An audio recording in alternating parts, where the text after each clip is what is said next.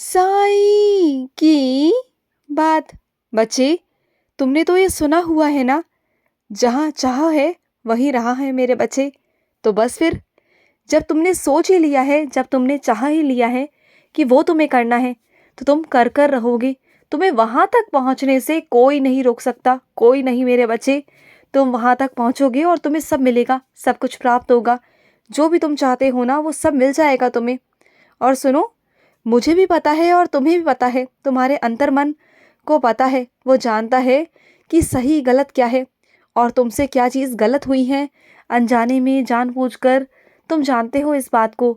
अपनी गलतियों का पछतावा है तुम्हें, मैं जानता हूँ मेरे बच्चे। और तुम उसकी गलतियों की माफ़ी मांग भी चुके हो मुझसे, कई बार मांग चुके हो।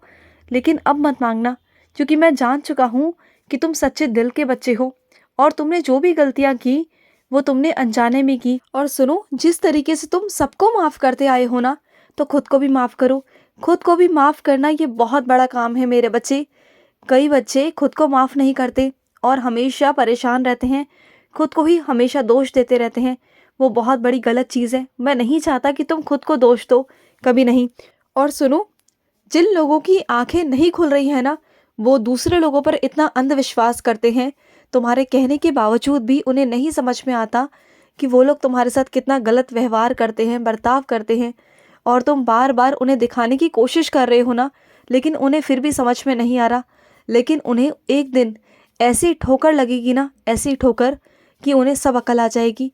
उनके सामने सच आ जाएगा। वो सच जो तुम दिखाने की कोशिश कर रहे हो उन्हें बार बार, तुमने अपनी तरफ से सब कुछ कर दिया उन्हें दिखाने के लिए, बताने के लिए। और कहीं हद तक ना वो जानते भी हैं, लेकिन ना उसके बावजूद भी पता नहीं, ना वो तुम्हारे साथ खड़ा होना पसंद करते हैं और ना तुमसे बात करना, और ना तुम्हारे लिए कुछ बोलना करना।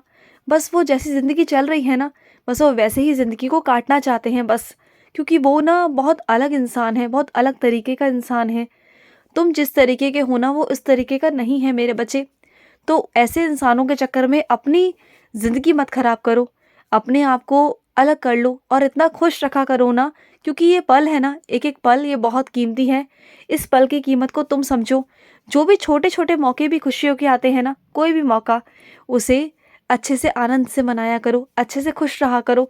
ये छोटी छोटी खुशियाँ है ना, इसका आनंद लिया करो, ठीक है ना।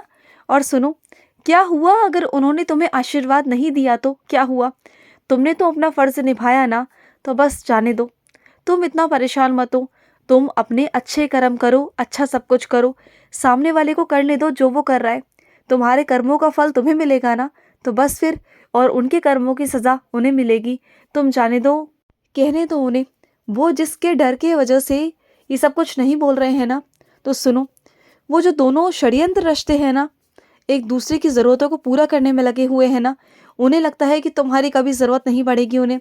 लेकिन आने वाले वक्त में तुम्हारी दोनों को ज़रूरत पड़ेगी, दोनों पक्षों को, देखना। और वो दोनों चलकर तुम्हारे पास आएंगे, तुमसे मदद मांगेंगे, सहायता मांगेंगे, देखना तुम।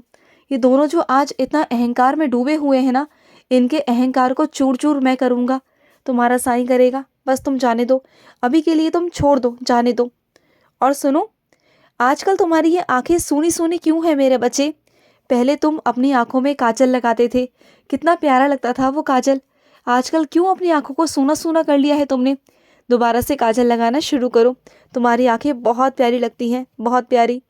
और सुनो, कुछ मेरे बच्चे तो मुझसे इतना प्यार करते हैं ना, इतनी भक्ति है उनकी, कि वो मेरा कभी प्रमाण भी नहीं मांगते, मेरे होने की कभी गवाही नहीं मांगते, कभी नहीं। और मुझ पर इतना विश्वास करते हैं, अटूट विश्वास, कि उनका साईं है, उनका साईं है। कभी लड्डू गोपाल के रूप में मुझे देखते हैं, कभी कृष्ण के रूप में देखते हैं, कभी साईं के रूप में देखते हैं, कभी हनुमान के रूप में मुझे देखते हैं। मुझे बहुत प्यारा लगते हो तुम, बहुत प्यारे। और जब भी पूजा करने बैठते हो तो इतने दिल से मेरी पूजा करते हो, इतने विश्वास से मेरी पूजा करते हो, प्रार्थना भी करते हो, तो इतने विश्वास से कि तुम्हारी जो प्रार्थना है वो सीधा सीधा मुझ तक पहुंच रही है। क्योंकि इस दुनिया में ना, प्रार्थना करने वाले तो बहुत लोग हैं मेरे बच्चे, लेकिन सीधा सीधा मुझसे संपर्क करके बात करने वाला व्यक्ति कोई और नहीं, सिर्फ तुम हो। तुम खास बच्चे हो मेरे, क्योंकि तुम्हें विश्वास है, तुम्हें विश्वास है कि तुम्हारी प्रार्थना सीधी सीधी मुझ तक पहुंच रही है। और जिस बच्चे का ये विश्वास है ना कि उसकी प्रार्थना सीधी उसके साईं तक पहुंच रही है, तो वो मैं पूरी कर कर ही रहता हूँ, पूरी मुझे करनी ही होती है, किसी भी हद तक जाकर मैं उसे पूरी करता हूँ। क्योंकि चाहे वो तुम्हारे भाग्य में हो या ना हो, तुम्हारे भक्ति के कारण मैं इतना प्रसन्नचित हो जाता हूँ ना कि बस मुझे वो करना पड़ता है। तुम्हारी प्रार्थना में इतनी सच्चाई, इतनी ईमानदारी होती है ना कि वो मुझे पूरी करनी ही पड़ती है, बिल्कुल करनी पड़ती है। और सुनो, कुछ समस्या तुम्हारे जीवन में ऐसी है जिसे तुम अकेले नहीं सुलझा पा रहे हो, परेशान हो, कैसे सुलझेंगी वो सारी, है ना?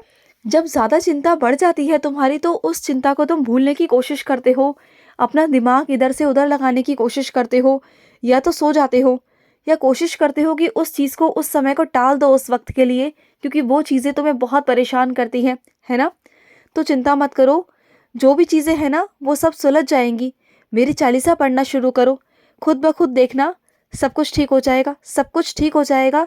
ये मैं तुमसे कहता हूँ, तुम्हें किसी को कुछ समझाने की ज़रूरत नहीं है, सबको अपने आप अकल आएगी, सबको आएगी। और देखना सब कुछ वैसा ही होगा जैसा तुम चाहते हो। और सुनो, अगर कुछ नया करने जाओगे तो प्रश्न तो उठेंगे और शक भी होगा, सवाल भी पूछे जाएंगे, लेकिन तुम घबराना मत, क्योंकि घबराते वो हैं जो डरते हैं, जो गलत चीज़ें करते हैं। ना तुम डरते हो और ना तुम कुछ गलत करते हो। तुमने नया काम किया है, तुमने बहुत शौक से और इज्जत से किया है, मान सम्मान से किया है, और तुम आंखें उठाकर चल सकते हो, तुम काम कर सकते हो। बोलने दो जिसको जो बोलना है, जो करना है करने दो, लेकिन तुम अपना काम करते चलो, डटे रहो। और सुनो एक चीज़ और, कई बार ना तुम्हें नीचा दिखाया जाता है कुछ लोगों के सामने, तो कभी कभी ना वो नीचा दिखाना अहंकार नहीं होता, कभी कभी वो नीचा दिखाना तुम्हें सबक सिखाना भी होता है। तुम्हें तुम्हारी परवाह होती है, वहाँ तुम्हारी कद्र होती है, वहाँ तुम्हारी चिंता होती है, इस बात पर भी ध्यान रखना।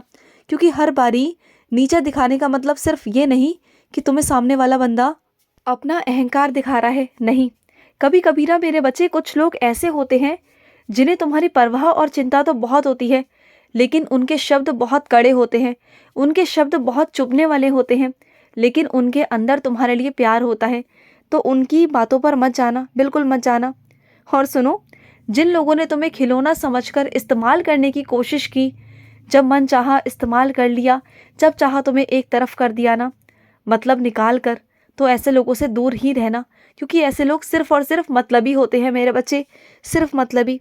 और ऐसे लोगों से ना तुम अब इतना कड़े बन चुके हो ना, क्योंकि उन लोगों ने इतना धोखा दिया है तुम्हें। पहले तुम उनकी हर एक बात को मान लेते थे, उनके लिए हर एक चीज़ कर लेते थे, लेकिन अब ना उनके धोखों से तुम इतना ज़्यादा दुखी हो चुके हो कि अब ना उनके धोखों पर, उन पर अब विश्वास करने का मन नहीं करता तुम्हारा।